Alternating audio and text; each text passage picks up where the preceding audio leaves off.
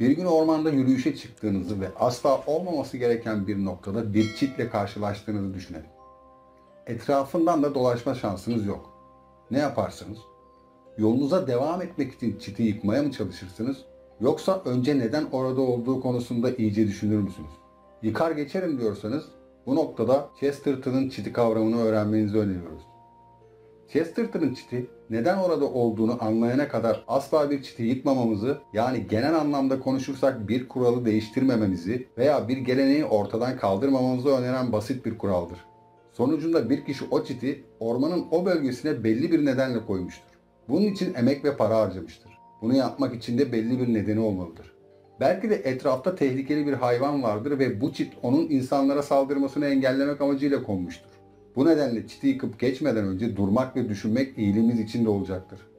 Ancak elbette bu çit metaforu sadece bu fikri savunmak için ortaya atılmamıştır. Gilbert Keith Chesterton bir İngiliz yazar. Kendisi gazeteciliği, sanat ve edebiyat eleştirmenliği ile yazarlığının yanı sıra din ve dünya sorunları üzerine keskin kalemiyle yazdığı polemik yazılarıyla da dikkat çekti. Ülkesindeki yaygın protestan inancına karşın Katolikliği seçen ve ortaçağ değerlerini savunan yazarın bu eğilimleri edebi eserlerinde de iz bırakmıştır.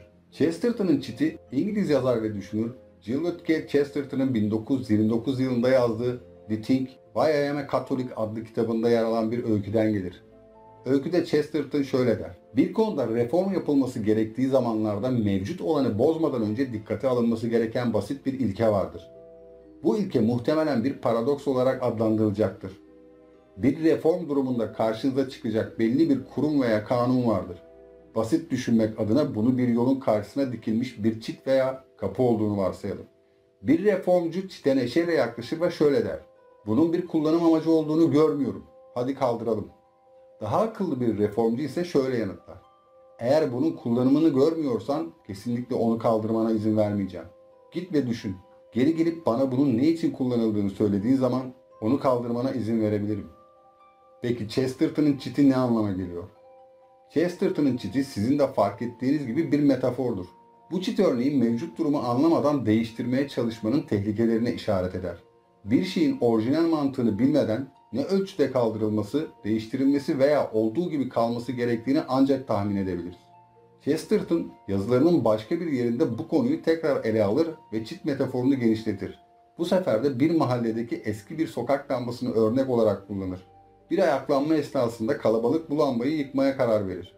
Hepsinin lambadan kurtulmak için bir sebebi vardır. Ancak bunu nasıl yapacakları konusunda bir türlü anlaşamazlar.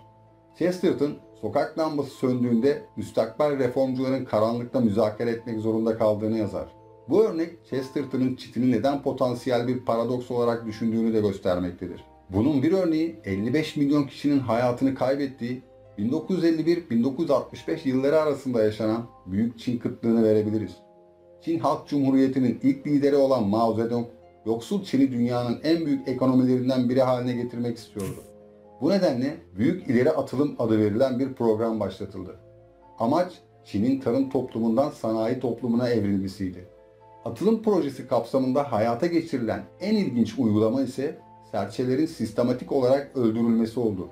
Mao Zedong her serçenin yılda 4,5 kilogram tahıl tükettiğine inanıyordu. Bu nedenle ülkede serçe katliamı başladı.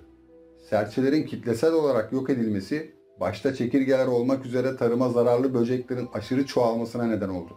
Bunun devamında ise Çin'deki tarımsal üretim büyük zarar gördü. Sonuç, insanlık tarihindeki en büyük insan yapımı felaketlerden biri olacaktı. Sonuç olarak bu yüzden bir değişim düşündüğümüz zamanlarda Chesterton'ın çitine saygı duymak gerekir. İster bir çiti, ister bir lambayı ya da bütün bir kurumu değiştirmeye hevesli olalım, eylemlerimizin yan etkilerini düşünmekte fayda vardır.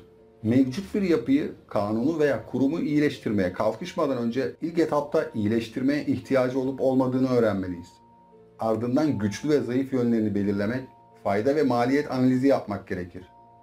Ancak bunların hiçbirini yapamıyorsak ve çit gibi görünen herhangi bir şeyi düşünmeden yıkma eğilimindeysek, önce kullanabileceğimiz bir kapı olup olmadığını kontrol etmemiz de iyi bir fikir olabilir. Video bitti. İzlediğiniz için teşekkür ederim. Hoşça kalın.